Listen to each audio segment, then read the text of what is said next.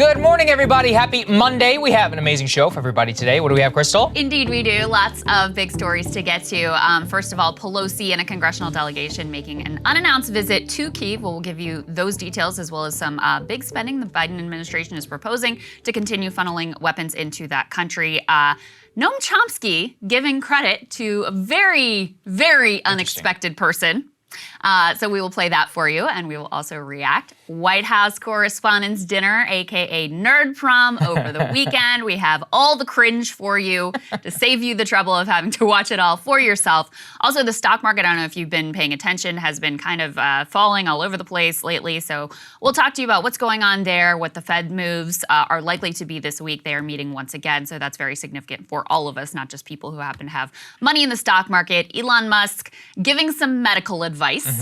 Very much upsetting a large group of people. Yes. Break that down for you. And we also have to share with you CNN attempting a little bit of self-reflection. Right. Doesn't get too far, but a little bit of self-reflection. Still enjoyable. Also welcoming back to the show, Professor Richard Wolff. He's also going to talk about the economy. We had that surprise drop in GDP last week, so we're excited to talk to him about that. But we wanted to start with Pelosi and that trip to Kyiv. Yeah, the Pelosi trip is basically the highest ranking U.S. official, number 3 in line to the presidency, who is visiting Kyiv. Let's put this up there on the screen. So Speaker Pelosi met with President Zelensky and his team, bringing along an additional delegation, including Adam Schiff, of all people, on the ground, which makes sense, given that he's the chief Russiagator in all of Congress. But the top-level U.S. congressional delegation there, Pelosi praised the, quote, ferocity and the resolve of the Ukrainians in their face-to-face meeting. And more importantly, here's what she says, in terms of a commitment of U.S. policy from the branch of Congress. Quote, our commitment is to be there for you until the fight is done. Quote, we are on a frontier of freedom. Your fight is a fight for everyone. Thank you for your fight for freedom. You all are welcome, Zelensky apparently told the delegation. So, yeah, I'm not sure what else he would say. But I think that it is a important declaration because we've pointed as much as we can to the president. Obviously, he has mostly unilateral action, but he still has to submit these funding requests and more to Congress. And it just goes to show you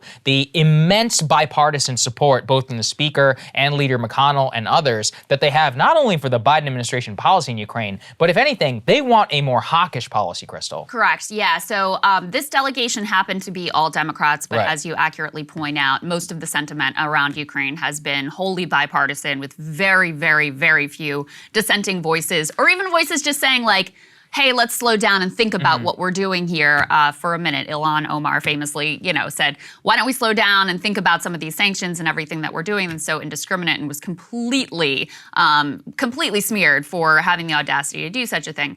To your point about how, a lot of members of Congress went even more than what the Biden administration has done. You had Democrat Representative Jason Crow of Colorado, a veteran and a member of the House Intelligence and Armed Services Committee, saying that he went to Ukraine with 3 areas of focus: weapons, and weapons. There you go. I think it also bears pointing out that even though, yes, the fight has largely moved to eastern Ukraine, making Kyiv more safe, this is still not without risk. So the UN Secretary General recently met with Zelensky in Kyiv just last Thursday, and a missile strike rained down on the capital barely an hour after their joint press conference. So probably Russia trying to send a, kind of a middle finger there. But again, just to point out that these trips into an active war zone still not without risk, and in my opinion, rather ill-advised, continuing to be rather ill-advised, given the fact that, if you had a member of Congress who was injured in an attack, if something, God forbid, were to happen, what that would mean in terms of an escalation is very clear. I mean, it would be a complete disaster. You'd be facing a hot war directly with Russia and likely, nuclear attacks and all of that entails. So I continue to think that these missions to demonstrate our solidarity and that we're really with their cause are rather ill-advised. Yeah, and I think that there's, it really bears, people will say, well, Churchill visited, the French in the middle of the Battle for France. Yeah, the UK was at war with Nazi Germany. Right. We're not at war with Russia. So by going into an active and a hot war zone, you're putting the United States and its policy at risk, as much as a nice, show of support might mean. I don't know why they can't meet in a more neutral country, like right across the border, in a NATO country, actually. It'd be be probably far more advisable. But all of this is on the heels of, and let's put this up there on the screen, Joe Biden now asking Congress for $33 billion more in additional aid to Ukraine, as they even describe it here in the Western press, a quote, dramatic escalation of U.S. funding for the war with Russia, and the Ukrainian president is pleading with lawmakers to give it a swift approval. So here's what it says. $20 billion for weapons, ammunition, and other military assistance. $8.5 billion in direct economic assistance to the other Ukrainian government, and then $3 billion in humanitarian aid. And it always makes me sad whenever I read these appropriations and I just look at 20 billion in weapons and ammo. I'm not saying the Ukrainians don't need weapons and ammo, but we have some, 5 million or so displaced people. We need to be actually probably spending a hell of a lot more on the humanitarian response in order to make sure that these people are taken care of. NATO obviously stepped up, and so has the European Union. But it always, everybody says, show me what your priorities are by pointing to what you actually fund. And right now, the funds are all towards the war with Russia, and specifically on the behalf of the Ukrainian military to wage war on that military. I'm not saying that isn't obviously a priority, but it just shows you that we have no real hope for anything else within the conflict and no strategy to try and bring this thing to an end and find peace. Well, that's it. We know what the macro strategy is because they've said what the macro strategy is. It isn't to negotiate a peace. It isn't to try to provide Russia with an off-ramp and bring them to the table. Not at all. I mean, they've now explicitly stated what people at the beginning would have been accused of being pro-Russia and conspiracy theorists, et cetera, if they came out and said, no, we think the U.S. policy is actually to weaken and ultimately try to push Putin out of power. Well, now that's effectively the stated policy of the United States. And so this massive increase in weapons funding for Ukraine should be seen as part of that strategy. When they want to keep Russia tied up in Ukraine forever. That's not good for the world. It's not good ultimately for Ukraine. And so that's how you should view this policy. And, we throw these big numbers around here. It can sort of be hard to wrap your head around how much money exactly this is. But this full package, just this piece of it, represents 20% of Ukraine's entire GDP. There you go. Okay, so that's the size and the scope of what we're ultimately contemplating here. Again, with, I would expect that this will likely sail through. The only potential legislative hiccup is Democrats are considering tying it to COVID aid, in which case, that's not an objection to the policy. Exactly. Then the Republicans will be like, I don't know if I want to do COVID aid too. But in terms of this specific package, I think it has overwhelming bipartisan support. You're likely to see, you may not see a single voice speak up against it or even offer a word of caution about what exactly our policy is and what exactly we're doing here. Yeah, I think that's, really, really well said. And if you want to know the other insanity in Congress, this is the pole of power, which gets no scrutiny by the press. Put this up there on the screen. Representative Adam Kinzinger saying, words matter, but so do our actions. I'm introducing an authorization of use of military force as a clear red line so that POTUS can take appropriate action if Russia uses chemical, biological, or nuclear weapons. We must stand for humanity and we must stand with our allies. So what he's saying is that Representative Kissinger wants to create an authorization for the use of military force for the U.S. to be explicitly allowed by Congress in order to declare war on Russia if it uses biological, chemical weapons in Ukraine. Now, that seems completely nuts. I'm not saying that wouldn't be a horrific act, but should that trigger a potential nuclear war with Russia? That's what Representative Kissinger is saying. This is somebody who has pushed the no-fly zone and more. Look, the no-fly zone is off the table for now, but don't sleep on these efforts because the media is not looking at this and reporting it with the level of scrutiny that it really deserves. Same with the Pelosi trip. It's like it's just a foregone conclusion that the number 3 in line to the presidency is going to just waltz into an active war zone. Yeah.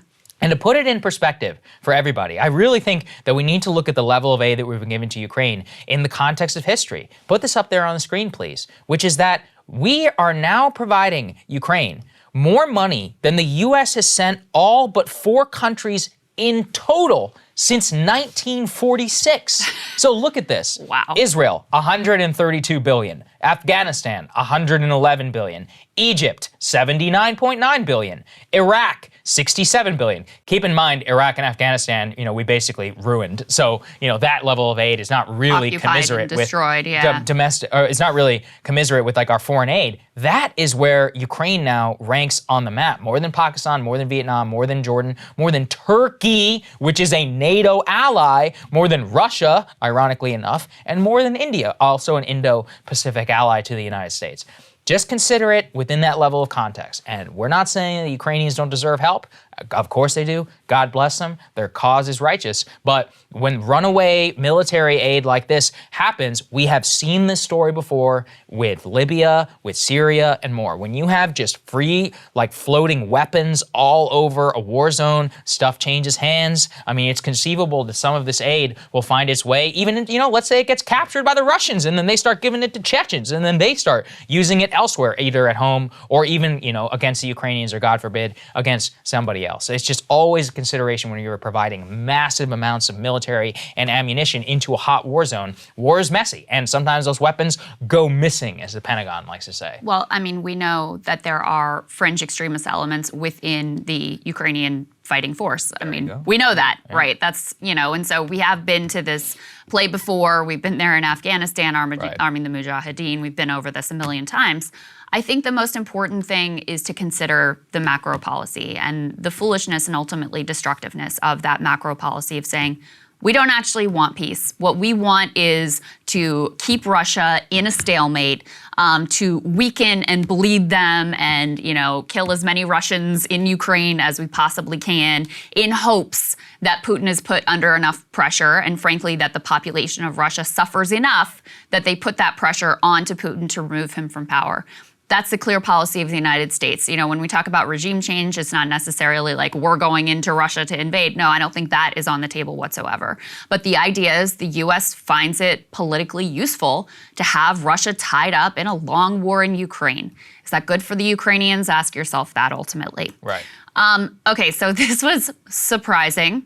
Noam Chomsky has been, an outspoken, I would say, dissident voice on Ukraine, as he often is when it comes to foreign policy, and certainly the media's coverage here in the U.S. of foreign policy.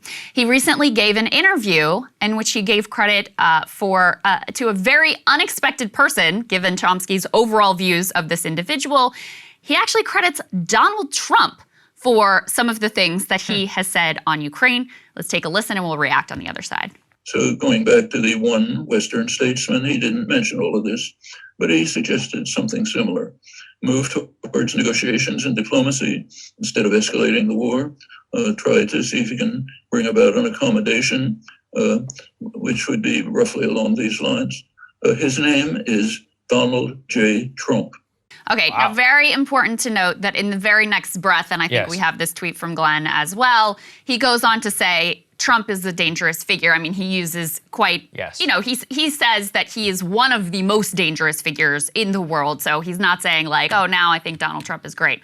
I also think it is very much worth noting and very important here to say, Trump has been everywhere on all over the ideological map when it comes to Ukraine, basically throwing out every talking point from the extreme hawkish to the, more like what I would like to see, pushing for a negotiated settlement, that type of language. He has truly been all over the map. So the idea that he's been consistently pushing for peace is ludicrous. Right. The statement that Chomsky is referring to there, let's go ahead and put that up on the screen. He did issue this one statement that I also thought was pretty decent. He said, it doesn't make sense that Russia and Ukraine aren't sitting down and working out some kind of agreement.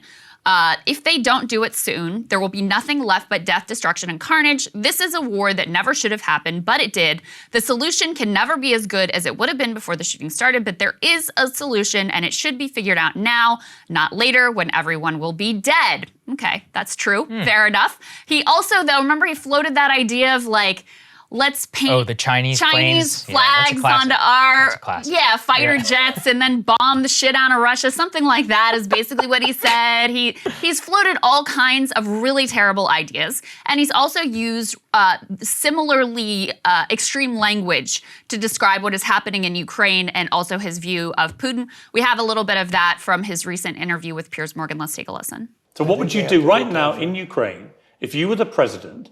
Putin uses the N-word. I call it the N-word. He uses the N-word, the nuclear word, all the time. That's a no-no. You're not supposed to do that. He uses it on a daily basis. And everybody's so afraid, so afraid. And as they're afraid, he uses it more and more. That's why he's doing the kind of things he's doing. Preying off he's doing them because he thinks nobody's going to ever attack us because they're all stupid and they're afraid to talk about it. I totally agree with you. Okay? So what would you and do instead about of, excuse me, it's Yeah, a little complicated. I'm sorry. Instead of, kowtowing, instead of Biden saying, oh, he's got nuclear weapons. He keeps saying he's got we have better weapons. We have the greatest submarine power in history. So what would you say and do? I would say we have far more than you do, far more powerful than you, and you can't use that word ever again. You cannot use the nuclear word ever again. And if you do, we're going to have problems. When you see the scenes, Mr. President, of maternity hospitals being I think it's bombed, terrible, yeah. when you see refugees being attacked as they flee, grandmothers, children, babies, you see the decimation of previously prosperous cities living in a thriving new democracy. When you watch what's happening, I mean, do you agree with my assessment that Vladimir Putin is now an evil, genocidal monster? Yeah, but I also, You do? when I look at, I do, sure. Who wouldn't? So again, he's been all over the map. I mean, I also would, so that first thought, he's basically saying, oh, if he kept saying we're going to, potentially use nuclear weapons. Then we'll do it. Then we're going to threaten him right back and be like, oh yeah, well ours are bigger and better. Okay, so maybe not the statesman and the peacemaker that we would want him to be. It was funny whenever he was saying, he's like, Putin should never use the nuclear word. I'm like, I remember a little episode called Fire and Fury. Yeah, how about that? The world with fire and fury, like the world has never seen before. How about that? And I was terrified at that time. I legitimately thought a war with North Korea could break out until, I thought that one of the best things he did as president was just go meet with Kim Jong-un. I mean, look, Kim Jong-un obviously is a problem. It's not like the nuclear program has been shut down or any major diplomatic solution was reached. But I mean, what was that, like 6 years ago now that he met with Kim Jong-un? And we haven't had similar escalation in rhetoric or nuclear testing. So it clearly did something. And I think that's a great thing for the U.S. policy towards North Korea. So I would encourage the side of Trump, obviously, that wants diplomacy. But I almost found Chomsky's statement kind of disingenuous in that way, where I was like, a little tongue-in-cheek, I think. I was like, look, Trump says a lot of stuff. Like, what does he mean? He said everything you could imagine saying. For every statement saying that Trump wants peace, we've played here, Trump would be like, it's a Holocaust, what's happening? And I'm like, dude, these words of a president matter. Joe Biden, who said war crimes, right? He said Biden wants to call it a war crime. Biden wants to call him a genocidal maniac. Biden says, by God, this man cannot remain in power. I mean, essentially, you're seeing a uniparty in terms of the agreement between the two in terms of rhetoric. Now, on the margins, one says MiGs or not. I'm against sending the MiGs there, to be 100% clear. But that really is just the divergence of two different approaches, or same side of the coin, so to speak, whenever it comes to both of their policies. So unfortunately, we do not really have any major statesman in the United States right now calling for peace at the highest level of U.S. politics, and that I think is a tragedy of which we may rue the day for wanting that to happen. It may seem like things are on a downswing there. Listen. That war with Ukraine, the civil war in Ukraine previously, that lasted for 8 years, guys. Like, we are still in the very infancy of, it may turn out that we may not even think about this period of the war. We may remember the first couple of days of which it was clearly, it didn't work, a new major offensive and all that stuff. Sometimes it takes months. Who knows what's gonna happen? All I know is right now, there are not diplomats meeting with each other. There are U.S. diplomats going over there and saying, hey, here's all the weapons you could ever possibly want. Who knows how it works out? Yeah, no, I think that's all well said. And this new funding request, it's meant apparently to fund them through September. So it tells you, I mean, they certainly don't see like any sort of immediate cessation of hostilities. And then how much we're going to send after that? And then what? And then what? And then what? Every escalation, every day, every week, every month that this continues, every additional risk that we take, like Nancy Pelosi showing up in Kyiv along with a congressional delegation, inches us closer to disaster, to the edge. I mean, you know, it's easy at this point to get kind of complacent about the actual risks that you're facing here. And I do think the Adam Kinzinger tweet that we put up earlier that he wants a authorization for use of military force. He wants to authorize, like preemptively authorize a war if Russia takes certain egregious actions. I think the timing of that is also really noteworthy because he wants to get ahead of it when it seems like, yeah, it's not really a live issue. And so it's easier to sell the American people on something like that when it's not imminent. When it's like, oh yeah, we want to send this strong signal that of course we're going to back Ukrainians. Whereas when you were actually faced with the question, okay guys, are you ready now to go to war? It would be a very different question, very different sentiment from the American people. So you can just see the way that people are being manipulated. You can also see the way that any sort of dissenting voices are just completely shut down, censored. I saw PayPal banned a couple of independent news outlets recently. For what? Mint Press, and another one. I don't know. I mean, they're basically, they view themselves as anti-imperialist. I honestly am not that familiar with their content to like co-sign or not what they're doing, but I do think it's another indication of how our own, how dominant our tech sector is and how much the US dominates the global financial system. That's being weaponized against Russia, but it can also be weaponized against our own citizens. No question. And that's what we're starting to see increasingly. Yeah, that is just the scariest thing. So, okay, speaking of the press, how these people shower themselves in glory, there was the White House Correspondents' Dinner here in Washington over the weekend. Sadly, Krystal and I did not score an invite. Not sure we would have gone even if we had been invited. You're shocked. We weren't on the guest list. Absolutely shocked. We have a little bit of a highlight reel here from what happened. Let's take a listen. I think ever since you've come into office, things are really looking up. Gas is up, rent is up, food is up, everything. No, it really has been a tough first year for you, Mr. President. And yes, I know a lot of you are worried, and yes, it is risky making jokes these days. We all saw what happened at the Oscars. I've actually been a little bit worried about tonight. I won't lie. I was like, what if I make like a really mean joke, about like Kellyanne Conway, and then her husband rushes up on the stage and thanks me. I just hope we all stay calm.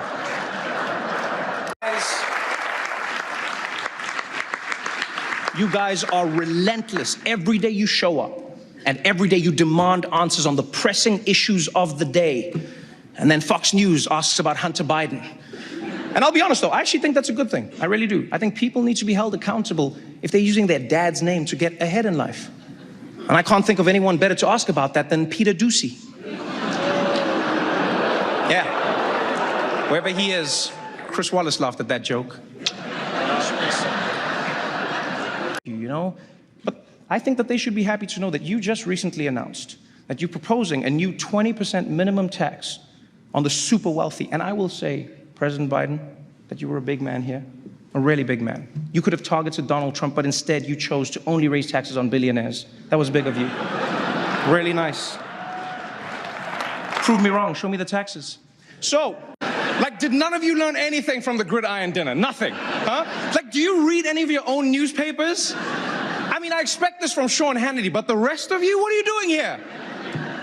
You guys spent the last 2 years telling everyone the importance of wearing masks and avoiding large indoor gatherings. Then the second someone offers you a free dinner, you all turn into Joe Rogan, huh? Dr. Fauci dropped out. That should have been a pretty big sign. Fauci thought it was too dangerous to come tonight. Pete Davidson thinks it's okay. And we all went with Pete. Okay. All right, then. Okay, all right. So Hilarious. We all had to suffer through that. So did you by putting it together. Shout out to producer James, who had to watch all of the tapes. I thought the inflation joke was good, but he actually had another one that I thought that I chuckled a little bit at, which he was like, didn't understand why Biden invited me, but then I figured out he gets his highest approval ratings when he's standing next to a biracial black dude. Okay, that's kind of funny. Okay, all right. Funny. Credit to that. That's pretty good. All right, but the thing is about the White House Correspondents' Dinner is it's not just about the dinner, it's not just about the comedian, it's about all the parties that happen afterwards. So let's go ahead and put this up there on the screen, which I think just typifies everything to its maximum extent. The multi-billionaire owner of The Atlantic hosted a party for Democratic Party officials and the Biden cabinet. In attendance were the U.S. security state operatives, including the CIA director, and various journalists from The Atlantic, NBC, Washington Post, and CNN. I mean, when you look at this list, Krystal, Wait a second, Saagar. Yes. Are you telling me that there are billionaire owners of media companies? Oh, wow. I thought we were supposed to be terrified of that. What? This is outrageous. I had no idea. I just love this. I mean, it is outrageous, but it's also been going on for a long freaking time. This is the deep state of DC in a single paragraph. You have David Bradley and then Laureen Powell Jobs, Steve Jobs' widow, they're the owners of The Atlantic, hosting this party where you have the Secretary of State, the CIA Director, the Commerce Secretary, Jen Psaki, the Deputy Attorney General, various different senators, the FCC Chairwoman, various different congressmen, the Homeland Security Advisor, and then Jeffrey Goldberg, Ann Applebaum, Russell Berman, Franklin Foer, David Frum, Elaine Godfrey, Adam Harris, Mark Leibovich of the New York Times, Jake Tapper, Jose Andres is there, because of course he is. I thought I was in Ukraine. A bunch of other journalists, Wolff Blitzer, Jonathan Capehart over at MSNBC, John Dickerson from CBS News, Jen Palmieri from, I forget, what is she from again? Whatever. Doesn't matter. She used to work for Hillary. That's all I know about her. Anyway. She's CNN. Yeah, she really floats around. Whatever. Anyway. Whatever. What it just shows you is that is the actual DC established ruling class. You have the CIA director, the secretaries of state, at the house of Steve Jobs' widow, all who are partying and hanging out together. Now you wonder then, why do the press repeat these people's talking points? Because they're all friends. They hang out with each other. They are part of the established set. And, you know, I said this at the time, and I actually got attacked for this by a bunch of people who are apparently pro Trevor Noah, but I'm curious what you think. I said, the White House Correspondents' Dinner in 2022 seems like the last gasp of a dying era. You have a historically unpopular president speaking to an increasingly irrelevant press presided over by the failing host of a once great television show. Like, it felt to me as if it's a transition from an era, but that doesn't mean that those people in the era still don't have all of the power. I mean, as the rest of the world moves on, though, they still run the country. So it's such a weird dichotomy. And I think they have so little self-awareness about why. They know they're hated at this point. That's right. Yeah. But I think they don't understand why. And, you know, for the Trevor Noah defenders, like, I don't have anything against him personally, but I think it's just a fact that The Daily Show used to be really sort of agenda setting. I mean, it really was very culturally relevant, and now it's very culturally irrelevant. You know, I mean, that just is a fact. And certainly the Jon Stewart definitely showed a willingness to not just make jokes about both sides of the aisle, but really like sort of cut them to the core in a way that hurt. Right. And of course, Stephen Colbert came out of The Daily Show, and we all know he gave the most epic White House Correspondents' Dinner performance of all time. So yeah, I think it's a fair assessment. And when you see the photos that come out of all these people together, and it's Democrats and Republicans and the security state and the media and all of them buddy and all of them together. Yeah, it does make you realize how out of touch they are. It makes you realize how clubby the whole thing is. And so a lot of times when we do media critique, we talk about like the money that's involved and the personal self-interest in terms of how to advance your career, and all those things are definitely factors and they matter a lot. But I do think it gets undersold sometimes how much just the social pressure in that club. It's immense. It is immense. I mean, this is how human beings are wired. Right. It's very difficult to resist that. I mean, it's very unusual that you have a figure like, you know, as much as Bernie was able to stand apart from the Democratic Party to the extent that he did for a long period of time, like, that's very unusual. Most people, when they're in a group, they want to be accepted by that group. They want to be part of that group. They want to conform to the norms of that group. And so when you have this group think where journalists and politicians who are supposed to be adversarial, like that is what that relationship is supposed to be, but they see each other as buddies and drinking partners and old friends, yeah, it's gonna make it a lot harder for you to do your job. And then you layer on top of that your incentive not to piss these people off because you want them back on your show, or you want to be able to get that next scoop from them, so you want them to still be in your buddy network and circle. That's how you end up with, you know, a press that is routinely more interested in fawning over elites and typically and much more comfortable sort of training their fire at people who are essentially powerless and irrelevant to the power structures here in DC. Yeah. So there's a little window into that, I would Right, say. and here's a perfect example. Let's put this up there on the screen. George Conway and Ilhan Omar posing together. He says, quote, "We have reached the singularity." Now, I smiling happen selfie. to think Ilhan has been one of the most courageous people, especially on foreign policy in Sure. the Congress. But yeah, I mean, It's George cringe. Conway. Like, well, what's happening? He also, I gotta say, one of the And Conway's like a ugliest human neocon, beings. isn't he? Yes, absolutely. And just on a superficial level, hideously ugly. I'm sorry, but I mean, just look at the man. That's not the point. And then let's put this next one up there on the screen, which is, peak White House Correspondents' Dinner, garden brunch that they say, Pete Buttigieg and Amy Klobuchar. Do you think that they talked about their shared Right. hatred of Right. Kamala? Exactly. 'Cause that And- would definitely be what unites them. Also, they're sharing hatred of each other. Like, it's clear That's right, they Klobuchar did despises hate him. each other. It's like, why do we all have to pretend? This is the thing I just don't understand. Remember when Jen Psaki said, Biden and Obama are real friends, Yeah, not they're DC friends. Washington friends. Yeah, not that's right. Washington friends. Yeah. This is a whole weekend dedicated to fake ass Washington friends. It's so true. Yeah, and I know you haven't been to the actual, you've Yeah. been to the surrounding part. You Yes. know what this whole scene is Absolutely. like. I mean, I went to this several times, and yeah, the whole thing is just so gross and phony. And you've got all these social climbers trying to scanning the room. They might be talking to you, but they're like scanning the room to see Totally. if there's someone more important, more powerful, more beneficial to their career that they could be talking to. It's really, it's gross. And It's actually, really they gross. all turn into little fangirls whenever actual celebrities show up. Oh, So, yeah. I'm still, unfortunately, Like I follow a lot Kim of these people on this Instagram. weekend. I was going to say, so Kim Kardashian and Pete Davidson were there, and they're all like, oh my God, they're just like, they're just as lame as everybody else. I don't know. I hope I wouldn't act the same in that situation. Like I said, the 1 year I was supposed to go, and my friend's wedding was on the same day. Obviously, it was way more important. So it just shows you that this is what the established set is like. In terms of the jokes and all that, Trevor, of course, has to wax lyrical about how great the press is and all of that. Oh, And yeah. Look, it's not like I don't agree with freedom of speech,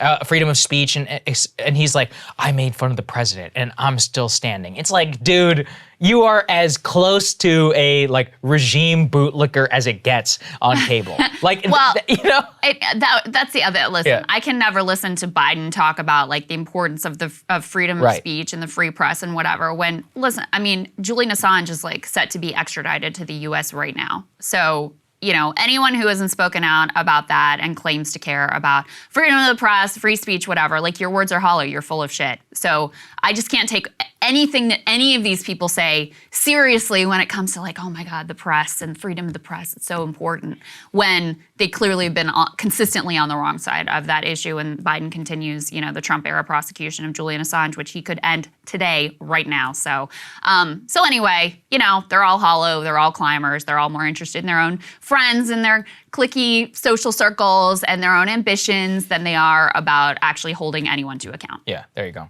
right. All right, guys. I don't know if you've been paying attention, but happened to catch my eye last week that the stock market did not have a great month in April, and we will tell you why that matters potentially to your life. Go ahead and put the numbers up on the screen there from CNBC. Dow tumbles more than 900 points, and the NASDAQ drops 4% on Friday to close out a brutal month. So let me read you some of the details here. They say, U.S. stocks on Friday, NASDAQ composite notching its worst month since 2008, as Amazon became the latest victim in April's technology-led sell-off. The tech-heavy NASDAQ fell nearly 4.2%, weighed down by that Amazon post-earnings plunge. The S&P retreated by 3.6%. The Dow shed 939 points, or close to 2.8%. NASDAQ finished at a new low for 2022, and the S&P did as well, with the main stock benchmark taking out its previous low in March. They point to here a couple of things. First of all, they mention Amazon, with a bad earnings report, they lost about 14%, biggest drop since 2006, after reporting a surprise loss and issuing weak revenue guidance for the second quarter. And Amazon, of course, being a global retailer, subject to the same supply chain issues and global forces as everyone else. So when they saw Amazon taking this surprise loss, that seemed to trigger broader losses across the board. And of course, Amazon, being such a giant, just that loss in and of itself is a significant blow. By the way, Jeff Bezos, his fortune plunged. This shows you how insane his net worth is. His fortune plunged by more than $20 billion just Friday. just during that one stock rout on Friday. The big picture here is nothing that you all will be shocked about. Of course, you've got the ongoing supply chain issues. Of course, you have lockdowns in China contributing to concerns. Of course, you have the war in Ukraine, which is causing all kinds of problems and, again, fueling those supply chain crises. Not to mention increasing issues both with gas, but also with food prices.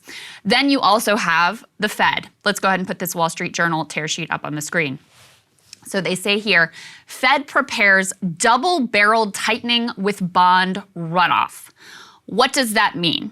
So obviously, with inflation continuing to be high, the Fed has already hiked interest rates, but only by 0.25%, so relatively mild. But the idea is they're meeting this week, they're likely to do a 0.5 interest rate hike, and they are also beginning the process of unloading all of those assets that they have piled up on their balance sheet. Now, you don't need to get into the complicated mechanics of this. However, you should just see this as another way that they are tightening fiscal policy. So in addition to the interest rates increases, which are, they're going at a faster clip now and they're trying to pull back consumer demand, you also have they may not sell off the assets, they just let them run off, but unloading these assets that also contributes to fiscal tightening. So that's probably the big thing that is causing the markets to be spooked right now. And Saagar, as we've covered here before, it is significantly dangerous because we are in uncharted waters with regard to the massive amounts of assets that the Fed has piled up on their balance sheet. And even the experts don't really know what the impact is going to be of allowing these assets to run off. They are also indicating they may even be so aggressive as some of the assets to actually sell, which they have never done before. They didn't do that even in the brief period when they let some of the assets run off before. So they don't know precisely what this is going to do for the economy. Right. So that means that there is a big risk that instead of the soft landing, quote unquote, that they want to be able to engineer, that they're going to trigger a massive crash. Why? Because these assets are massively overinflated. I mean, there's huge asset bubbles. Appears that the stock market continues, even after these declines, to be hugely overvalued. So you have a very, very risky situation ultimately. And the last thing I'll say about this, which I thought David Dayen said quite well, is basically like, you have a supply chain crisis that is fueling inflation. What does the Fed increasing interest rates and curbing demand have to do with that whatsoever? That doesn't ultimately solve the problem. It's a very blunt tool. It's effectively the only tools that the Fed has. And since everything else in this town is dysfunctional, that's basically what we have to rely on, and that's a very risky gambit. Yeah, there's only one organization in America that could fix this supply chain crisis. It's called Congress, and it would have to have a massive industrial project over the next 5 years to both set investor expectations and also fix the structural problems in our economy. Absent that, not much you can do.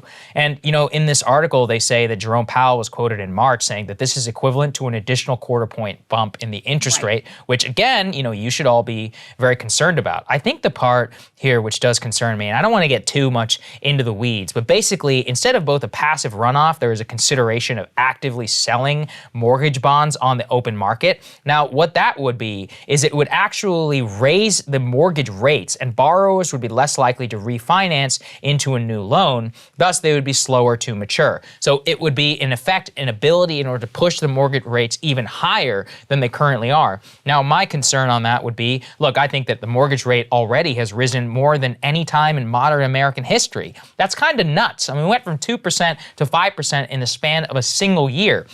Now, that's obviously going to slow down the market. Let's say mortgage rates get up to like 7%.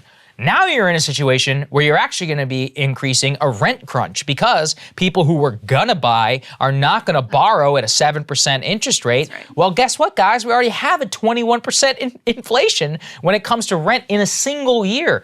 I was talking with some people who were in Idaho and in Arizona. Both of those places are seeing double-digit, like 40% rent increase in some areas because of the runoff from California, Austin. I got friends moving to Austin very soon. The rent increase and mortgage increase and price there is is in a world that you cannot even conceive of in terms of houses there were already selling 300,000 over asking price. Now, I'm not saying that that's a good thing, but we could be obviously in a situation of overcorrecting. And with all of these blunt tools, and especially with our financialized economy, you have no idea how this is going to play out.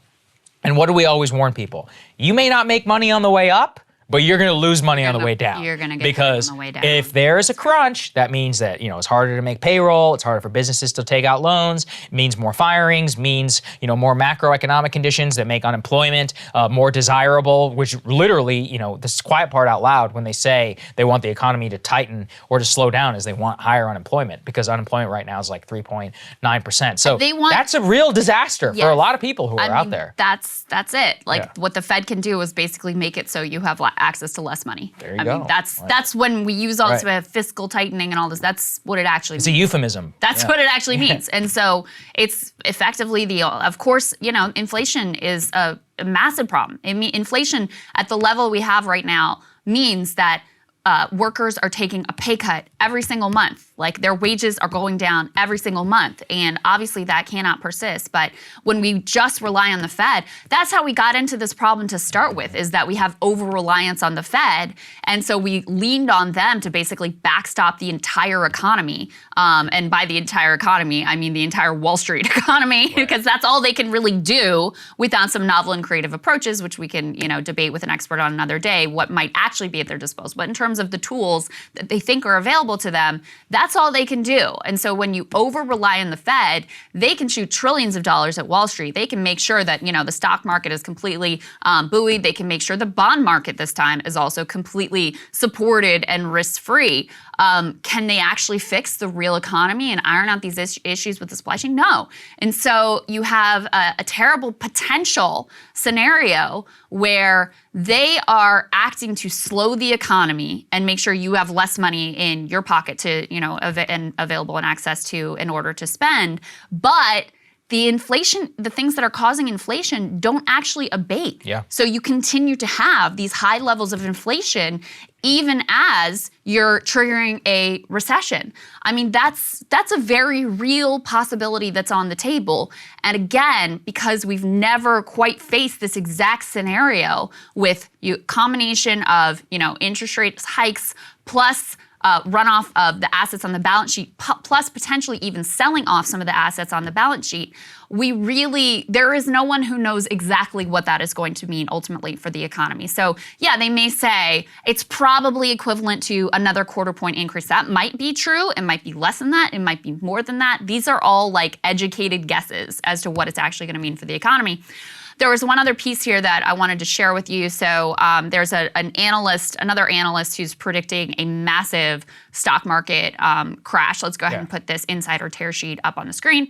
They say a notorious market bear who called the dot-com bubble warns there's a strong possibility of a 50 to 70% crash ahead and breaks down why stocks are primed for a decade of dismal returns. Now, let me say, this guy, his name is John Hussman. Yeah. He's the president of Hussman Investment Trust, and he is a little bit of a perma bear. And he has been predicting a crash for a while now, and obviously hasn't come to fruition. However, on certain, his track record outside of that is actually very good. He predicted in March of 2000 that tech stocks would plunge 83%, and lo and behold, the NASDAQ index lost exactly 83% during a period from 2000 to 2002, so he kind of nailed that one. He predicted in 2000 that the S&P would likely see negative total returns over the following decade, and then it did. He also predicted in April 2007 that the S&P 500 could lose 40%, and then it proceeded to lose 55% in the subsequent collapse. So he does have some record of correctly calling crashes in the past. He looks at, whether markets based on his calculations are overvalued, and he effectively looks at the markets even after these declines and says they're still massively overvalued. And the real key here, I'll just read what he says. He says, the main thing that determines whether an overvalued market continues to advance or drops like a rock instead is whether investor psychology is inclined towards speculation or risk aversion.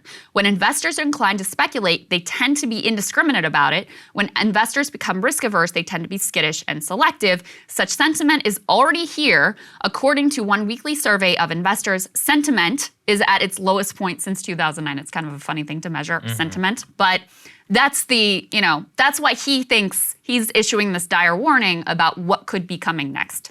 Yeah, I think that in general, everyone should be very on the watch. The S&P 500 is down, I think, 14% year over year, which is not obviously the norm. We've had a decade of mega growth. And actually, in Silicon Valley, I think I referenced this previously. I spoke with David Sachs, he's a venture capitalist. He was saying in some of the private markets, you have VC valuations dropping down by 70-something percent, which is that has a major ripple effect on capital in the private markets, which then obviously is going to bleed into the public. So if the publics are down this much, imagine what private valuations, and remember, people take huge loans and margins based upon the valuations of their business. This also impacts the type of technology and other stuff that gets invested in the middle of a bear market. So it's very possible after a decade of growth that we could be entering a decade of decline. And my biggest fear is a true return to the 1970s, which is if they tighten and we still have high inflation via the supply chain crisis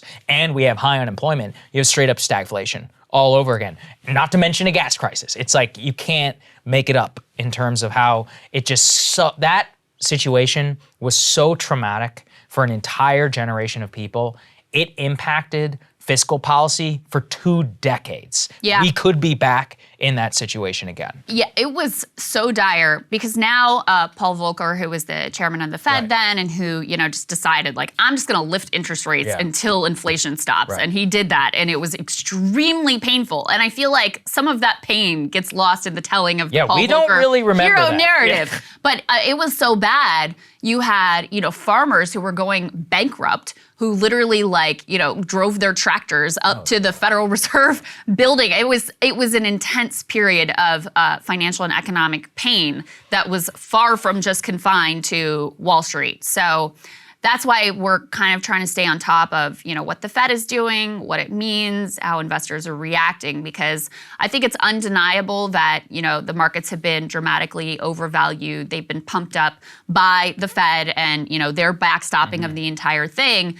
And so the question is just, is the music going to stop and the whole thing collapse, or will they be able to actually engineer this soft landing that they are trying to pull off in very difficult circumstances? Yeah, that's TBD. right. Okay, let's move on. This is just a fun one that I really enjoyed. Elon Musk truly is the new Trump, as in anything the guy says, the media and the establishment has to just be like, no, it's not true, though he has a good point, and even if he does have many failings in his own right. So this is a particular one which I really enjoyed. So let's put this up there on the screen, which is Musk is slammed with backlash for saying that the antidepressant Wellbutrin is, quote, way worse than Adderall and should be taken off of the market. So the medical industrial complex and the antidepressant industrial complex is very, very upset with Elon for talking about this. You have doctors who are saying, Elon Musk is not a doctor, you shouldn't be listening to him. Wellbutrin is, a great tool in the for psychiatrists.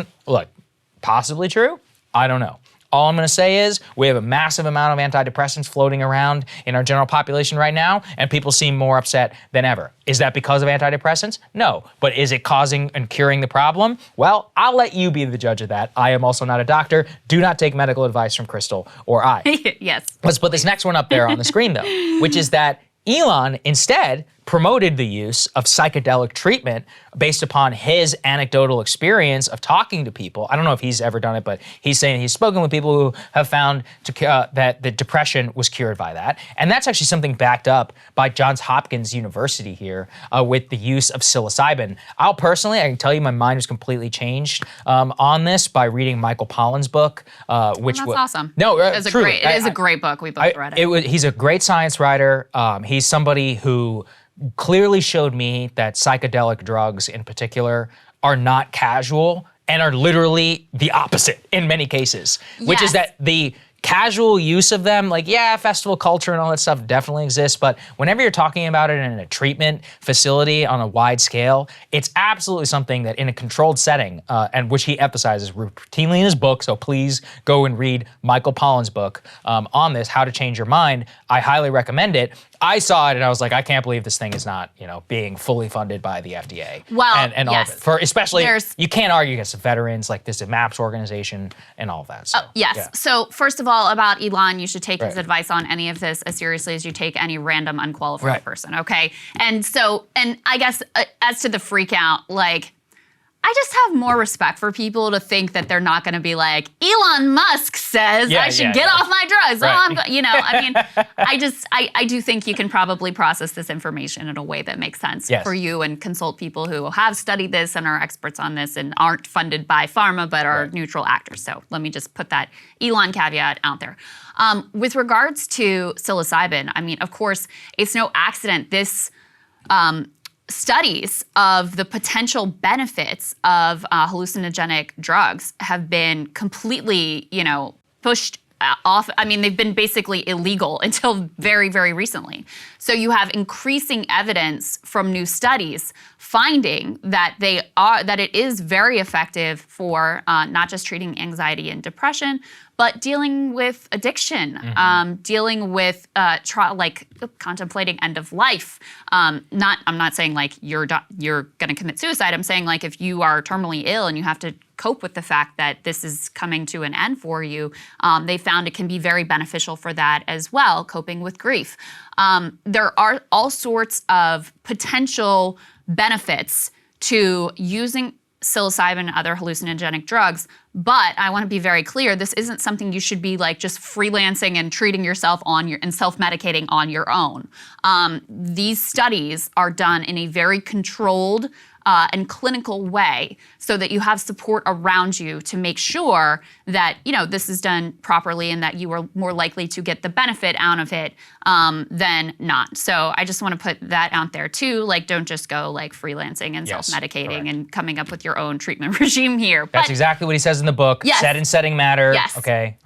With regards to antidepressants, and this is a very tricky subject because I think there are a lot of people who have gotten a lot of relief from these drugs. I mean, we should do a lot of deeper reflection on why it is that 1 in 8 Americans are so miserable and feel so little hope that they, that they feel they need to rely on a substance just to be able to get through.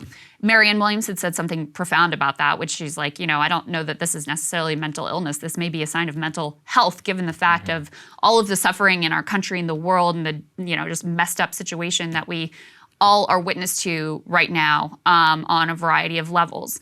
But I do think that that is an important conversation without saying like everybody just toss your drugs. There's also, Johan Hari wrote a great book also investigating SSRIs in particular and pointing out a couple of things. I mean, first of all, these drugs are meant to treat one aspect of depression, which is decreased levels of serotonin. But research that I think is widely accepted says there are a lot of factors that go into this. It isn't just as simple as your brain has some problem that it, isn't producing the right chemical balance. There is a need for a more holistic approach. There's also solid research that he goes through that shows that, these drugs can be very effective in the short term, but for a lot of people in the long term, the impact ultimately wears off. So that's why I've been excited about the research around psilocybin. You guys know I've covered this here before, because it shows potential for a quicker impact and a more long-lasting impact to provide people with relief and be able to, live happier and fuller lives. So I am hopeful about psilocybin. That's not based on like, I talked to a friend who thought it was better than Adderall or thought it was better. That this is based on reading the research, which is increasingly promising and everybody should be excited about. For me, it was just reading the doctors and Michael Pollan's book. I was like, okay, well, you can't argue with data. So let's go and put this up there on the screen. This is part of a broader phenomenon, which Elon is highlighting. And he was originally talking about about Adderall, which is that right now, guys, we have an epidemic of these telehealth clinics,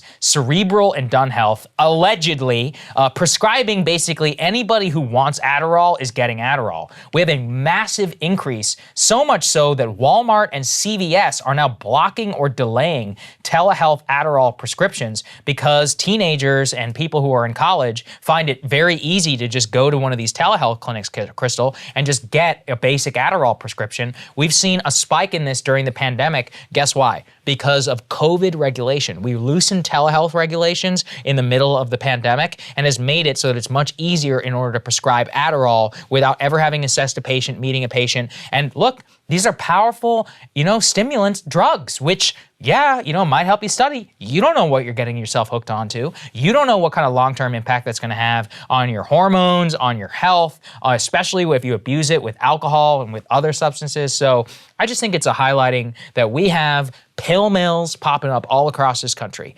SSRIs, Adderall. They're not emphasizing holistic medicine or listen, psychedelics, from what I've read, it sounds not one and done, but like maybe once a year or something like that for a lot of people who are out there. But guess what? There ain't no money to be made on that particular one. Same with exercise or losing weight. Exercise is one of the easiest ways in order to cure depression. Losing weight, you're gonna feel better. There are all kinds of holistic things that you can do in your daily life, which nobody can necessarily profit off on in the pharmaceutical industry, but which would make you feel a hell of a lot better. So I look at the telehealth rise in Adderall. I'm not against telehealth, by the way. I have a teledoctor who I speak to I'm very regularly. much in favor of telehealth. No, telehealth is great. I'm not against it. I'm saying that the regulation's such that you just have these pill mills popping up in order to just prescribe a bunch of Adderall, and then you have people who are very loose on the gun whenever it comes to SSRIs. Like, we are playing with biology and with our brains in a way which is not natural, and that there are a lot of other ways that you can approach this problem. Look, I'm in favor of legalizing and regulating all drugs. So, you and I are in a different place on that. But the point of when you are selling, when you're a drug company, you make a lot of money off of selling drugs, right? So you don't make a lot of money off of, providing holistic support and, healthy lifestyle changes. And certainly, the government hasn't had much of an interest in promoting any of those things either. So, when you just have this very narrow window of there's something wrong, let's give you a drug to fix it, that's definitely not an ideal direction for the country ultimately to go in. And then it's also, to your point, like certain things have been pushed. Other things like psilocybin have been banned and it's very arbitrary, right? There was a whole moral panic about psychedelics and this whole fear that like, oh my God, this whole generation is gonna just be on acid and LSD and they're gonna be lost all of us and we're not gonna be able to control. There was a whole thing about this, what was it? The tune in, turn on, drop out. And everybody freaked out about this because prior to that time, you can go back. I think I did a monologue I think it was back on Rising that I did this. I remember this. They did these studies. You can go back and watch the footage like in the 50s of administering psychedelic drugs in clinical settings. One of them was, I believe, at University of Maryland, right? Or maybe Johns Hopkins, but it was definitely in Maryland. I don't remember where the campus was exactly, but yeah, you go back and watch and they were doing these long segments on serious news programs about this potential wonder drug. And then you end up with it getting associated with the counterculture, and there's this whole moral panic and backlash, and it's like, oh, we can't talk about this, we can't do this anymore. Finally, some of that is starting to abate.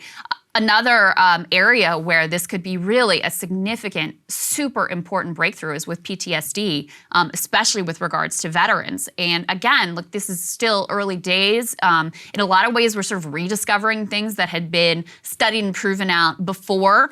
But the evidence is very promising and very exciting and something that we should all be paying a lot of attention to. Yeah, certainly interesting. All right, we couldn't help but to take a look at CNN after the White House Correspondents' Dinner. Brian Stelter and his panel trying to do a little deep soul searching about whether or not the media might be part of the problem. Let's take a listen to that. The White House Correspondents' Dinner spilling across the U.S. Capitol, spawning dozens of related events all weekend long. Remarkable normalcy. President Biden showing us he can deliver a good joke, ripping Fox's hypocrisy, mocking his own low polls, and showing that he does get "Let's Go Brandon." This event always has a bit of a reality TV vibe, especially in years when Democrats control the White House, and especially this time around with Kim Kardashian and Pete Davidson attending as guests of ABC News. But there was no laughing, no gawking, no selfie taking. America's democracy is not a reality show, but is the media guilty of making it seem that way? The night's entertainer, Trevor Noah, had some comments about that too. To me, it felt different than in past years, pre-COVID, pre-Trump even. To me, it felt like this was President Biden trying to talk about democracy versus autocracy, which is, David, one of his favorite themes. It is. It's from the time he announced his candidacy, he's been saying that, and it's one of his keenest insights. And people kind of ignored it. Now we see what's going on. I think he really did, with the key phrase was, that you just had up there. Democracy is not a reality show. That's what's wrong with the culture. But don't we treat it like that? Aren't we part of the problem? I try not to, and I think you try not to on this show. A lot of us do, but a lot of people don't. That's the problem. Okay. That's the other problem with it. So they acknowledge, like, yeah, maybe, but it's not us. Yeah, it's right. the other one. It's Fox. Yeah. And he's like, oh, you don't. It's like, really? Because you're actually the peak person in order to engage exactly in that type of rhetoric. It's also just like, I don't really buy into the personal responsibility narrative of media critique. I mean, yes, you can be an actor within that system and make better choices and make worse choices. But if you're not acknowledging that the whole system is set up to be a reality show, like, that is what CNN is at its core. You can maybe diverge a little bit from that in a segment or two or on your particular show or with your particular guests, but that is what the whole thing is meant to be. It is not meant to be news. It is meant to be entertainment to keep people watching so that they will consume whatever corporate sponsor ads are coming in the commercial break. Cable news is about the commercial break. It's not about the filler. The filler is just there to try to keep you there. It really is about the commercial break. So if you don't see that that is the whole structure of what you're doing, then your like individual narrative of like, well, you know, we do a good job, but there may be some other people is only going to go so far. I actually remember Rush Limbaugh once gave an interview or something like this when he said, my job isn't to talk. My job is to get people to come back in or stay during the commercial break. He's like, that's how I make my money. It was an incredibly honest way. Also, by the way, why we have a direct subscription model for the bulk of our revenue. Yes. Specifically so that we can program the show and do a thing on Wellbutrin and talk about psilocybin. Right. So, and we're like, well, probably won't get good ratings, but like, whatever. Or talk about the Fed and tightening policy. These are not things that they're spending a lot of time on cable for because they're not going to make a lot of money off of it. And because, look, their jobs all depend on it. I just think, look, facetious, obviously, within that. It also, what drives me nuts is selective definitions of democracy. To these people, democracy means when they win and when they're right, and that, you know, you cover it autocracy whenever you don't. Democracy dies in the darkness, obviously, from the Washington Post. I mean, it's anti-democratic whenever our opponents win, but it's not whenever we win. It's just, look, the hypocrisy all the way around. I think both of us here are like legitimate, actual believers in democracy. We're not the ones pushing Ministry of Truths, you know, which I'll get to in my monologue, who trust people enough to make up your mind. I love what you said in our Elon segment. You're like, yeah, you know, I don't think people are going to not take Wellbutrin because Elon sent a tweet about it. I was like, I think people will make up their minds or read a book. That's what I did. You can change your mind. It happens all the time. It's fine. This is something, what real democracy is putting trust actually within the population. And that's what the media actually doesn't have, and they push the opposite impact. Yeah, you have to view the public as just like this unthinking, blind, cult-like masses that are just gonna like follow the word of whatever figure happens to be put in front of them. Yeah. Like, that's necessary to be able to foment the type of panic attacks and moral outrage like that they depend on for their living, for their little reality show. So if you actually believe in a democracy, and of course there are people who are foolish and there are people who are silly and there probably are people who are going to like listen too much to what Elon Musk says or whatever. But you have to ultimately believe in adults as being able to, in a democracy, process information and deal with it in a reasonable fashion overall, accepting that there is going to be some messiness as well. CNN, they're never going to be able to engage in any real critique because ultimately then, you wouldn't continue on the network if you actually saw it really clearly, or if you did, you would just be doing it for completely cynical purposes. Their whole thing, and this is not just CNN, this is MSNBC, this is Fox News, it's so personality driven. Think about the Build Back Better conversation. How much of that was actually about the policy and let's weigh the pros and the cons, or even the Ukraine coverage, which, they have reporters on the ground and they're doing how much serious discussion have we had about, okay, here's what, this increased amount of aid in terms of weapons, here's what it actually means, here's what it could lead to in terms of an escalation, here's how Russia's going to view, here are the trade-offs. That's not what they're really there for. They're there for the most sensationalistic coverage that makes you feel anger, outrage, fear, whatever emotional response they want to trigger in you in order to keep you tuning in. So I saw the same thing. That's what their whole thing is about. I was actually realizing that whenever we were doing the segment on Ukrainian aid. And I was like, I might be one of the only people in broadcast who was like, of the 33 billion, here's what each individual piece is going to.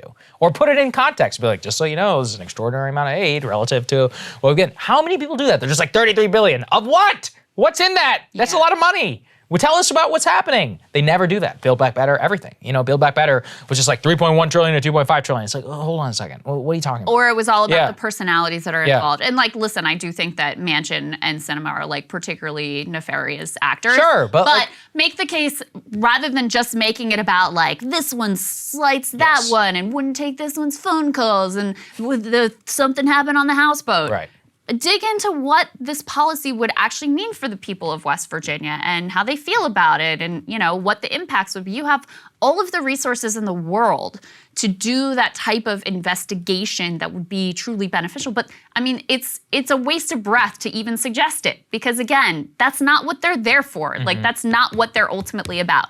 It is literally a reality show with just lame political figures as characters instead of actually interesting people. I think that's really well said. One last thing we wanted to get to before I toss it to Saagar for his monologue is first of all, from yesterday, happy May Day to all the workers of the world. And second of all, today they're going to start counting in the second Amazon Labor Union election, this one also on Staten Island, at a facility that I think is just across the street more or less from the original warehouse. This one is what they call a sortation facility.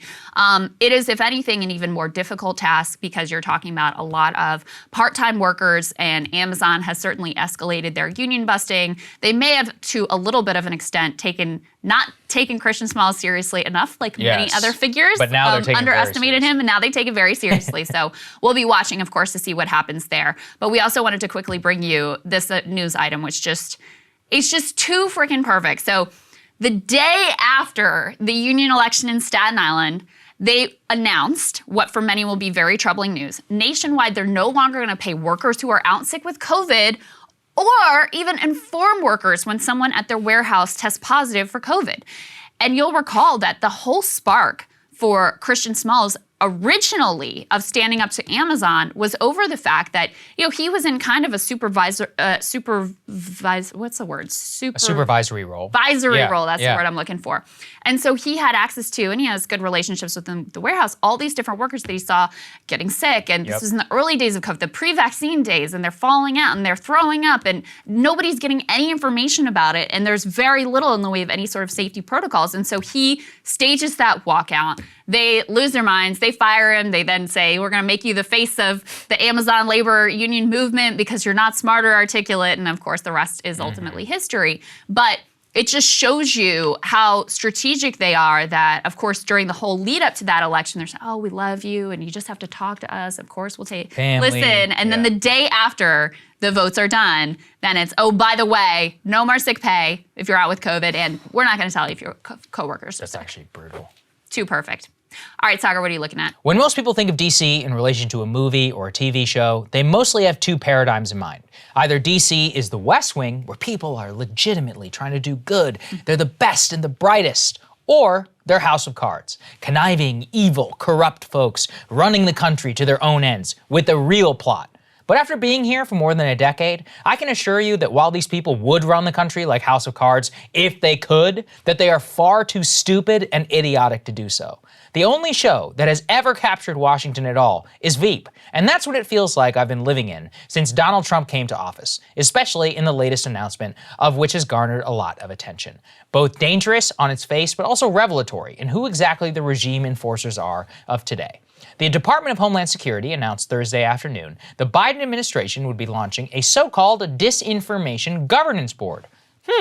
Well, according to the DHS, the board's job will be to counter dangerous disinformation that is being pushed by Russia and pushed towards migrants in South America making their way to the US border. Oh, well, I mean, as somebody eminently skeptical of a censorship regime, when I hear disinformation, I automatically ask, well, will you censor establishment disinformation too? But on its face, what they listed sounds kinda reasonable, right? Until you get to this part. The board will be led by one Nina Jankowicz. She is quote-unquote disinformation expert. I'm already skeptical. Any so-called disinformation expert is bound to be bad. But guys, it is so much worse than you could possibly imagine. Let's start with possibly the most egregious act of political censorship in my lifetime, the removal of the Hunter Biden laptop story by Twitter at the height of the 2020 presidential election. Here's what Ms. Jankowicz said at the time, quote, "She both distributed articles claiming that the Hunter Biden laptop story was a Russian plant and reiterated lies that the US intelligence community believed that the Kremlin is the one responsible for the Hunter Biden laptop story." So, on the most egregious act of disinformation pushed by the press, the head of the United States government's new disinformation board herself fell for, promoted, and distributed straight-up disinformation. That's dystopian. It actually gets worse. It turns out that this woman is a cringe, dyed-in-the-wool establishment liberal. Jankowicz was one of the carnival barkers online who claimed that Glenn Greenwald and Tucker Carlson are responsible for harassment against activist journalist Taylor Lorenz simply because they literally said her name while criticizing her in public. And her publicly published work on national television. Then, at the height of COVID, the new disinformation head showed us exactly why we shouldn't have censorship in the first place. Back when Fauci was telling us masks don't work, she called for the advertising industry to stop placing ads on masks and stop spreading the disinformation that masks work against coronavirus. Less than 2 weeks later, she tweeted, quote, "America is, quote, too free-spirited, and that social distancing won't work unless forced upon us. So force us away. Lock us down. People are not taking this seriously." She literally wrote that. And last, but certainly not least, beyond her terrible views, I regret to inform you, Nina Jankowicz is also a theater kid freak who apparently never grew up. Here is her in all her glory earlier this year. Pondering is really quite ferocious. It's when a huckster takes some lies and makes them sound precocious by saying them in Congress or a mainstream outlet. So disinformation's origins are slightly less atrocious. It's how you hide a little lie. It's how you hide a little lie. It's how you hide a little lie when Rudy Giuliani shared that intel from Ukraine, or when TikTok influencers say COVID can cause pain. Yeah, it's real, and that was only half of it. I couldn't even make everyone suffer through the full thing. Now I have some sympathy. I was a theater kid too, but I was mugged by reality. And by the time that you get to her age, that should be stamped out. She also, and I promise you, I am not kidding, was very into, quote, wizard rock, aka Harry Potter inspired bands, and took the stage to sing Nevertheless I Persisted in a Harry Potter homage to Elizabeth Warren in the 2010s. That is the woman who is now in charge of determining what is disinformation and what is not for the US government. Do you have confidence in her? I think I'm just giving you a compelling case, but let's just say you agree. Okay, but then consider the consequences of the Steve Bannon-led Disinformation Governance Board. You still okay with that? Because that is what democratic turnover of government would look like. I have a better idea. These people should have no say whatsoever about disinformation, period. The US government itself has been one of the most ardent and pernicious purveyors of disinformation in the 21st century, which exactly demonstrates my point. The fusion of the so-called experts with the tech censors, and now the government has formed a new disinformation industrial complex whose sole job is to pump out disinformation that is comfortable for the elite ruling class and to cover up and censor any efforts at holding them accountable. When you target them, it's harassment. When they target you, they're doing their civic duty. The only hope we may have is that Ms. Jankowicz is so incompetent she is not capable to oppress us. The most likely scenario, actually. But we should not have to put our faith in the fecklessness of our elites to ensure our freedom. It should actually be up to us instead. And the slow march to some so-called ministry of truth is exactly the threat to civil liberties that was once recognized for what it is. Another step towards a completely authoritarian society. So Krystal, really what I'm saying is I'm calling for a total and complete shutdown of theater kids until we can figure out what the hell is going on. Come in, and you have credibility I was as a former theater kid yourself. I was a theater kid myself, up until my senior year of high school. I have to say, the thing that I actually found Yeah. most disturbing about whatever this thing is that when you press the officials who are involved, they actually can't tell you what it does, or they won't tell you what it does. Yeah. It's very, I think we're going to cover for the weekend a clip of Dana Bash, actually, or Dana Bash, is that how you say her name? I think so. Dana Bash pressing an official on, okay, so what does it actually do? And all you get out of him is this like jargony, buzzword-laden propaganda. And you're like, dude, if you just gave us more of a direct answer, maybe we'd be less uncomfortable with whatever the hell this thing actually is. And even people like, you know, I was reading, okay, what's the Washington Post take on this, for example? What's like the mainstream take on this? And of course, they tried to erase it of any sinister intent, like, oh, these people are being ridiculous. And sure, the name sounds bad, but it's really not that big a deal. Even they had to acknowledge, but we don't actually really know what it does, and it'd probably be better if they give some straight answers about that. So nobody should be comfortable with this direction. Your point is exactly right. Like anything that is like this and is embedded in the government, you have to be comfortable with the fact like, okay, let's say that Trump or Ron DeSantis is the next president. Are you gonna be cool with this under them? And if the answer is no, then it's probably not a power that the government should be holding. Well, there you go. And you know, look, you will rue the day that you accept a disinformation board, which has then power over social media companies and can issue official guidance. I thought the COVID one was actually probably the best example. Yeah. One day she's like, master disinformation. 2 days later, government, lock us down. We don't have we're too free-spirited of a society. Do you really want that person in charge of determining, or at least issuing advisory, what is true and what is not on behalf of the US government? Their lies are just as pernicious, frankly, more pernicious probably than any lie. Think about Iraq. Think about official disinformation, which is gaslit and propagandizes the entire public. We should not want any even more architecture towards that system because it can go down a very, very dark place. Also, I just can't believe these are the people in charge. Like sometimes the Moaning Myrtle Band, that's real, people. That's real. Can't even believe it. Whatever. I'm not going to judge people for their cringe pastimes. No, we should. I have some as well. Okay. Krystal, what are you taking a look at? Well, faced with collapsing poll numbers among young Americans and a completely stalled economic agenda, President Biden is finally considering some limited measures of student debt relief. Probably no more than $10,000 and probably limited by income. There will be a million debates over how the politics of all of this will play out. Personally, I'd expect it to be a net positive, given that the primary problem Democrats face right now is complete demoralization and apathy of their base. At least if you deliver something materially beneficial to some part of your base, you might give them a reason to think Democrats are worth reelecting. I am quite confident it will be insufficient to turn the tables on the disastrous midterm situation Dems are facing down right now. But today I want to consider the moral justifications for student debt cancellation. Now, the TLDR of the moral case is really pretty simple. The holders of this massive and future-destroying student debt burden are victims of government-backed fraud. That's really how it is. In fact, the student loan debt crisis and the housing debt crisis are twin evils which have devastated millions of Americans. They were birthed in the disaster of Clinton-era radical neoliberalism. Both were bootstrapping market-based solutions to the failures of neoliberalism, and they were pushed by an unholy alliance of government and business.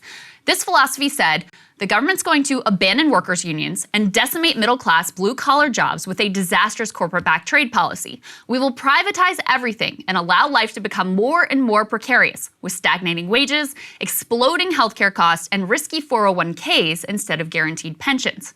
And instead of doing a single collective thing to compensate for the way that we are systematically destroying the path to the American dream, we're instead going to push the market-based, individualized solutions of college and home ownership for everyone. Here's Bill Clinton laying it out pretty clearly. No person, even the president, can look at these young people and say, I will guarantee you, no matter what happens in the global economy, you will always have the job you have today and you'll make more money next year than you did this year. You know no one can guarantee that in the global economy. That's not the way the world works anymore. But we can guarantee to people that we're going to empower them to help themselves. We'll make homeownership more accessible. We'll make lifetime education and training more accessible. We'll make the things that make life work for people who are trying to do the best they can for themselves there. We have to begin with the basic things that make it worth doing. Now, I think education and home ownership are wonderful things, although by no means do I think it makes sense for everyone to go to a four-year college. But Bill Clinton and the neoliberals who came after him did not go about their project by, say, subsidizing and scaling affordable housing, nor did they do what many nations have done by making college free, or even what we did in our own past by making college extremely affordable. Instead, they pushed Americans to take on ever-expanding amounts of debt, while allowing the cost of both housing and college to skyrocket at astronomical rates. Our government pushed the edict that you either must get in the game with loads of debt and compete for your slot in the meritocracy or die. It was a personal responsibility narrative that pushed the most reckless financial oblivion as if it was sound decision-making, while at the same time closing every other pathway to stability. So, if you wanted a modicum of stability, what other choice did you really have? What choice was there but to take on the tens of thousands of dollars in student loan debt, or to take on the hundreds of thousands of dollars in housing debt with payments that were escalating impossibly out of reach? To not do those things was actually even crazier. If you took the prescribed course offered by the politicians and their capitalist allies, then the path to middle-class stability was a narrow ledge along a rocky cliff. And if you didn't, it was a nosedive straight into the rocks. Now, we all saw what happened with the housing crash. Wall Street was bailed out, but we were told we couldn't bail out the homeowners because they'd been reckless. They'd been irresponsible. That was the narrative pushed overwhelmingly by the right. Remember Rick Santelli yelling about moral hazard and asking, how many of you people want to pay for your neighbor's mortgage that has an extra bathroom and can't pay their bills? You see what he did there? Taking behavior that was pushed by our government and by Santelli's Wall Street buddies as the correct and responsible thing to do, the only path to middle-class respectability. He took that thing and he flipped it to turn it into something that was indulgent and reckless. This view was ultimately accepted by the Obama-era Democrats who left homeowners to wither and die on the vine. And here I will make a political point, which is that I have no doubt that the Obama admin decided not to act to help homeowners because the polling was bad. Doing what was just and required may well have triggered a short-term political backlash, but it's now as clear as day that no single decision may have more directly led to the rise of Trump than abandoning Americans and their communities in their hour of need, but easily finding the money to feed the pigs at the Wall Street trough. The arguments made now against any and all student debt cancellation sound eerily familiar to the ones made against help for homeowners. The same narrative pitting those who were supposedly responsible and saved ahead of time for their college or, quote, worked their butt off to pay off their debt sound a lot like the arguments about the good and responsible homeowners versus the reckless and irresponsible homeowners. First of all, both of these narratives ignore the outright fraud and abuse endemic in both systems. The mortgage brokers who targeted immigrants and the elderly and lied to them about their loan terms, or even went so far as to forge their signatures on mortgage products that they never actually agreed to. The fly-by-night for-profit colleges, promising everything and leaving students with nothing but a lifetime of debt and misery. Or the more respectable versions of this, like NYU, we covered this here, which charges students insane amounts of money, saddling them with some of the highest debt loads in the country for degrees that lead them nowhere in terms of the job market. The practices there are so outright exploitative that one female student at least was forced to sell her own eggs in order to afford this scam education. But the big thing these narratives ignore is that the divide between those who paid off their college and will struggle their entire lives with debt isn't about moral character. It's about luck, and it's about class. A much clearer dividing line is whether or not your parents were well off enough to avail themselves of the tax-free college savings accounts that are, by the way, a direct subsidy to upper middle class families. After all, low-income people are disproportionately burdened by student debt, and the largest shares of student debt are held by the individuals with the least wealth. there's one more piece of this too. A college education is not exactly living up to its promise anymore. This is extremely obvious if you watch what is happening right now in the Amazon and Starbucks labor union movements. Noam Scheiber actually had a good report on this. Increasingly after the Great Recession, college-educated workers found themselves working at Starbucks or Amazon or other service sector blue-collar jobs in order to be able to make ends meet and be able to afford some kind of health care. Scheiber writes of these workers, quote, "They have a sense that the economic grand bargain available to their parents, go to college, work hard, enjoy a comfortable lifestyle, has broken down, and they see unionizing as a way to resurrect it. And by the way, they are correct. In the long run, unionizing the service sector is a way more likely path to the good life than just continuing to follow these politicians and their billionaire capitalist buddies down the debt-laden primrose path. These failed promises have radicalized 2 generations now, pushing them to Occupy Wall Street and the Bernie campaign, and now to the burgeoning new labor movement. After all, 57% of Gen Zers, they're going to go to college, more than any other generation. Yet they are likely to follow the path of millennials, achieving every single life milestone from marriage to family to home ownership at a later date than boomers or the silent generation. Now, one of the key reasons why is because of that crushing weight of student debt that handcuffs them for literally decades. This is not a failure of personal responsibility. It is fraud, mass fraud, perpetrated on millions, which deserves redress, and perpetrated most crushingly on those attending college during the pandemic, by the way, when they didn't even benefit from on-campus life. Debt cancellation is not a full solution, of course, especially not the timid, piddling, and means-tested version that Biden is likely to offer, if he bothers to offer anything at all. And of course, it does not address the wrongs done to other many victims of neoliberalism. But it's a start, and an initial national recognition that what has been done to these people is wrong, and it needs to be fixed. The American people deserve better than lies, market-based fairy tales, and crushing debt. They deserve jobs, health care, and dignity. In lieu of serious steps to secure any of these, at the very least, we can do a bit to lighten their load. I think that statistic about how with every generation, more and more people go to college, and yet with every generation, they're falling further and further behind, exposes the sort of core lies and fraud at the center of this idea of like, well, you know what, like Bill Clinton said, no one can guarantee you a job. Actually, yes, you could. So, you know, you got to take on this debt, you got to go to college, you got to take on this debt, you got to become a homeowner. That's the path that was sold to people. And then the minute that things go awry, then they turn it around and say, oh, you were reckless and irresponsible for doing the thing that we pushed you to do. Well, the home one is a pretty good example, right? Because their government policy was like, no, you should buy a home. And then they give you these loans. And then they make these loans more available. And then the loans go bankrupt. And I was like, oh, no, you're screwed now. Right. And you're like, well, hold on a second. You told me that this was what I was supposed to get. I think if you frame it in the context, and this is why I personally think that this policy is bad and also would lead to a huge political backlash, is because, look, I mean, at the end of the day, if you only bail out one people and you don't everybody else, then those are the people who got bailed out. And in a binary political system, that's not good when those people are your voters. Would you have said that? So I want to put the politics aside because I think it's complex. You might be right in the short term. I genuinely don't know. Yeah. But I think there's an argument in the other direction because you are at least delivering something for people and giving them some reason to show up for you.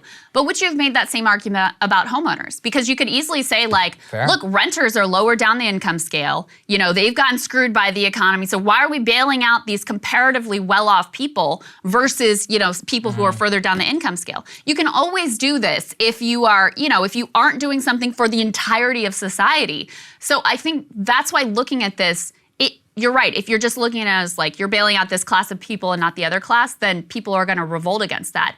You have to see these people as they are, basically victims of fraud, sometimes actual victims of fraud, and sometimes victims of a fraudulent narrative that was sold by Bill Clinton, Barack Obama, plenty of Republicans, sold specifically to Black Americans too, as like, this is the way to, you know, deal with the racial wealth gap through home ownership in college and taking on college debt and going to college. They were ultimately sold a bill of goods. And so when you see them as victims of fraud, it helps to understand the moral underpinnings for why they deserve some level of student debt cancellation. To be clear, I do think they are victims of fraud, but that's why I think the fraudsters should have to pay for it and shouldn't get bailed out. So these universities, people say have to pay. I mean, their endowments are up by over $1.2 trillion. That actually is almost exactly a 1-to-1 ratio for the student debt. So okay, you can pay for it. The people who really, I mean, I'd be fine with that, but the people who no, I know you would, but let's be honest. Make out like bandits. Well, and yeah. and so then you get into like, don't let the perfect be the enemy the good, because that would require an act of Congress to, levy some tax against them. Lord knows, there'd be all kinds of issues with that. This is something Biden could do on his own. And the other people who benefit, and I think this is also important to understand, Wall Street got extraordinarily wealthy off of these mortgage products. And they also, the student loan debt, this is like guaranteed income to them, more or less. Yeah, they collateralize it all the time. They sell the purveyors constantly. Exactly. So this is big business for Wall Street as well, which is, again, part of why neoliberals pushed them for decades in this direction and why the costs continue to go up and up. There's and up. no disagreement. These people are frauds. These people are post down. The younger Americans today, both college educated, non-college educated, are truly in the same boat in that their life is probably not going to be better off than their parents. I choose to look at it that way. And I know you do as well. Yeah. It's more about the mechanics of how you go about it. Indeed.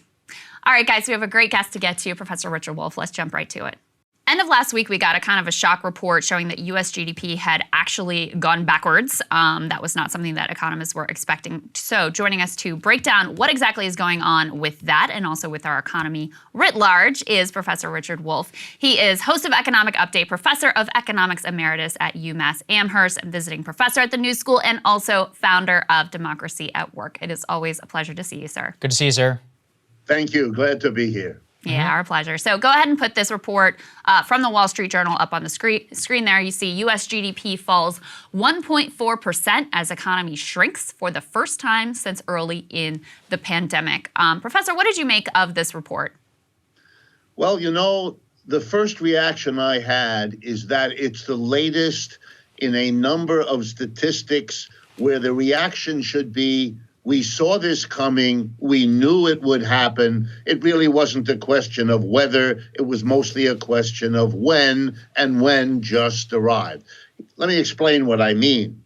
We've been suffering a serious inflation for a year now, and there's an effort all over the place to minimize it, deny it, explain it away, excuse it, make it temporary. It isn't. It's a very serious problem in this society, as has been the inflation long before a year ago, but an inflation that was restricted to the stock market, where prices zoomed and hadn't yet come to the daily economy we all live in.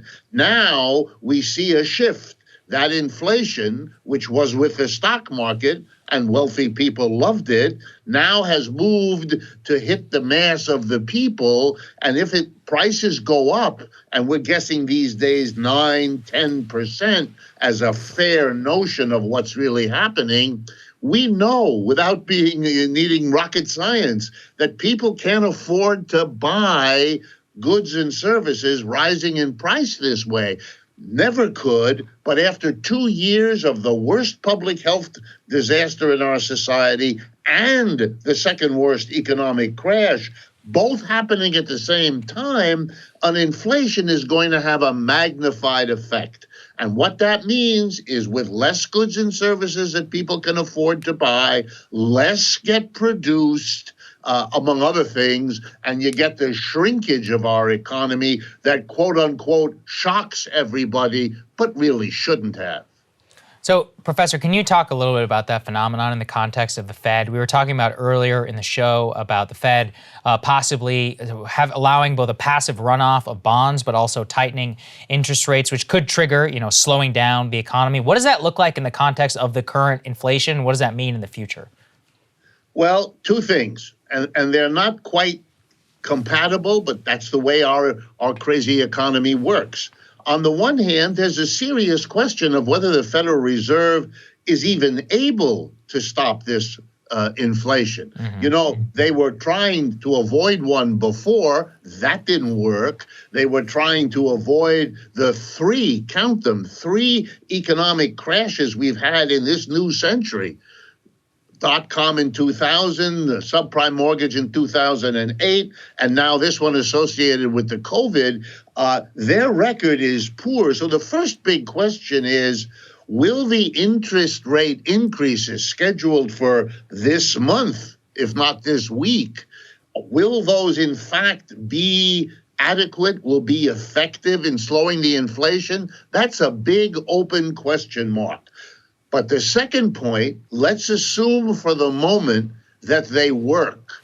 that either on their own, if they raise it a half a percentage point, or with more later this year, as they have said they will do, in that event, here's what it means. You're making all kinds of things more expensive in this society when you raise interest rates.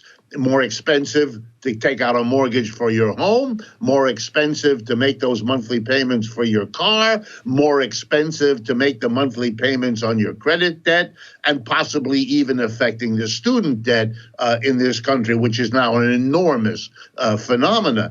That's all going to have negative effects on people's lives. And here's what that means. COVID, a crash that more than half the American people were unemployed in 2020 and or 2021 for weeks or months at a time, then an inflation, and now a recession brought on by rising interest rates. You know, the Deutsche Bank, which has no skin in this game because it's in Germany, they've already predicted a recession here, and they're advising their clients to adjust their investments in the United States on that assumption. They will be hurt if they've made a mistake. But it should give you an idea that for most of us, we are watching a series of attacks on the mass of people's standard of living that will also, in my judgment, lead to real serious social changes and unrest in this country, which in the case of the labor movement, you are already seeing. Yeah, I completely agree. Could you lay that out a little bit more? How do you connect what we do see happening with the labor movement, and votes are being counted today in the Amazon Labor Union's second union election there on Staten Island?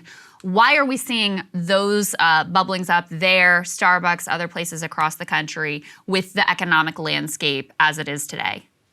Well, I'm going to give you an answer, and I admit before I even do that it comes from me as a professor. I've been that all my life. I'm close to the academic world. I'm part of it. And let me point out to something that may have escaped your attention. I don't know whether you covered this already. There was a remarkable effort at Grinnell College in Iowa on the part of students at the college who happen also to be hourly workers. Mm-hmm. More and more in the United States, students are called upon to do labor, partly because they're desperately financially strapped, taking out loans they can't afford, squeezing their parents in ways that are difficult for them. We all know that story. And by the way, it's a cheap labor force for the college. So it's unusual that the students would mobilize to unionize. They did. They made a real effort. These undergraduates, it's what they are. Grinnell College is an undergraduate college, well-known, well-respected college. They voted, finally. They were strong enough. They got an agreement from the college to remain, quote unquote, neutral. They had their vote last week, and the vote was, if I have the numbers right, and I know I'm close, 327 in favor of unionization, 6 against. Wow. More important than the fact that they won a union, which is very important, is the fact that they won it on such a lopsided outcome. And I think what you're seeing, and this is just, the tip of the iceberg, what you're seeing is a whole generation that has absorbed these hits, there's no other word to say it, hits to the working class, the middle class of this country. They're seeing it in their parents. They're seeing it in their strained school finances. They're seeing it in the quality of the jobs their seniors, graduating seniors for the last 2 or 3 years have been able to get. The number of them that are looking forward to being a barista in a coffee shop or driving an Uber car or whatever it is they end up doing, that they're living out the constriction of the American dream. It's being pulled away from them, and it's very painful for them to see the implicit promises made to them by the school, by their parents, by the society as a whole, shrinking out of view, out of their grasp. They are upset, and they're beginning to think through that maybe mobilization in a labor movement is some kind of way forward when there look to be no other ways. And for those of us who have studied the unionization drive of the 1930s, that's what happened then. The Great Depression had to be in place from 1929 to 1932 before people began to realize, oh goodness, we better join a union that may make this bad time a little less bad than it would otherwise have been. Something like that is underway now. It has been extraordinary to watch, and I know there are a couple of other colleges that are moving in that same direction. What made it so unique is that this was, not just one sector of the sort of student labor economy, but the entire college in such overwhelming numbers. Professor Wolff, it's always so great to see you. Thank you so much for making things clear. Thanks for joining us, sir. My pleasure. Thank you. Absolutely.